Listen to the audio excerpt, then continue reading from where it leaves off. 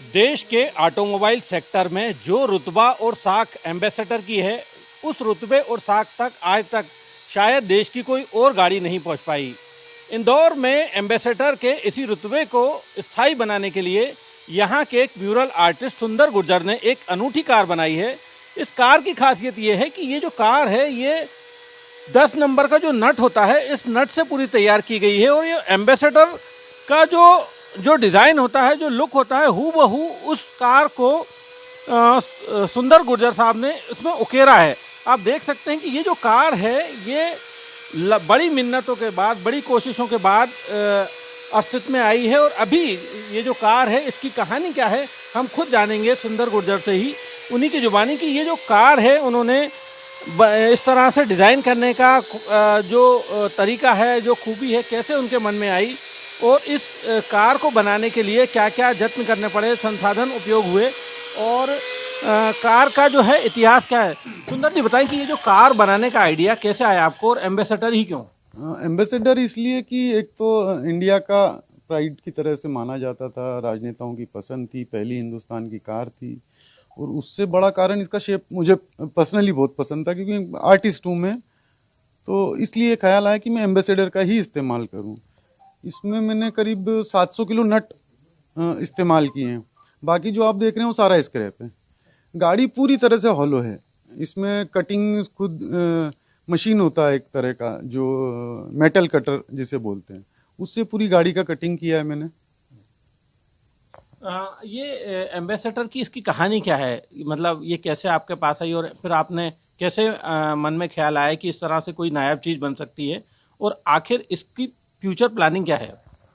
Future planning में मैंने बनाई अपने सहेजने के हिसाब से थी कि एक तो एम्बेसडर खत्म हो रही थी, बंद हो चुकी थी, मैं चाहता था कि इसे एक सहेज के रखा जाए, धरोहर थी, तो उस हिसाब से मैंने इसको डिज़ाइन किया है। अभी तक तो मेरा यही प्लान था इसको लेके, लेकिन अभी कुछ खबरों की वजह से चर्चा में आ गई है और काफ़ी लोग इसे डिमांड कर रहे हैं। कैसे तैयार किया, इसमें क्या क्या यूज़ हुआ है बनाने में?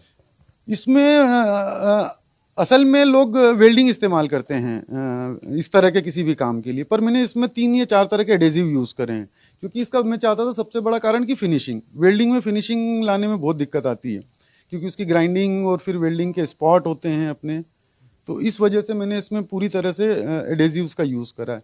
और अभी भी इसको जंग या बाकी चीज़ों से बचाने के लिए 2 या 3 कोटिंग मेरी और अभी करने की इच्छा है इस पर, तो उसका मैं इंतजार कर रहा हूँ अभी। ये कार चलेगी या आगे क्या किस काम में आने वाली, क्योंकि दर्शक जानना चाहेंगे। ये असल में शो पीस की तरह मैंने बनाया है और जैसा कि इसकी जो अब डिमांड आ रही है, उसको सेल्फी पॉइंट की तरह लोग मांग रहे हैं कि हमें अपनी जगह पे रखना है, तो एक सेल्फी पॉइंट बनाए, और इसी तरह की डिमांड अभी फिलहाल मेरे पास आ रही है। एम्बेसडर को लेकर किस तरह की चीज़ें ख्याल में है साहब आपके, क्योंकि आपने लंबा समय इस गाड़ी के साथ जिया है? हाँ, मैं करीब करीब 5 महीने तो इसके साथ रहा हूँ और एम्बेसडर से बचपन में जैसा आपका रहा होगा वैसा ही मेरा ख्याल रहा है, क्योंकि कार ही हमने ये देखी थी, इसको देखते हुए ही हम बड़े हुए, तो ये कार अपने आप में वैसे ही सुंदर है, तो इस वजह से मुझे ख्याल आया कि मैं एम्बेसडर का ही इस्तेमाल करूँ। ये थे सुंदर गुर्जर साहब, जिनका आर्टिस्ट में खासा दखल है। कई तरह के आर्ट इन्होंने बनाए हैं, लेकिन अब जबकि एक नए सिरे से एम्बेसडर की कहानी इन्होंने अपनी आर्ट से गढ़ दी है, तो उम्मीद की जा सकती है कि पुराने दौर की इस गाड़ी को नए रूप में देखने की एक अलग बात इंदौर में नजर आएगी। साथ ही अब ये जो गाड़ी है, ये कहीं ना कहीं सेल्फी पॉइंट के रूप में स्थापित होगी। तो एम्बेसडर का जो सफ़र है, एम्बेसडर की जो कहानी है, ये एक बार फिर किसी तरह जीवंत हो सकेगी। इंदौर से सिद्धार्थ माछीवाल, ईटीवी भारत के लिए।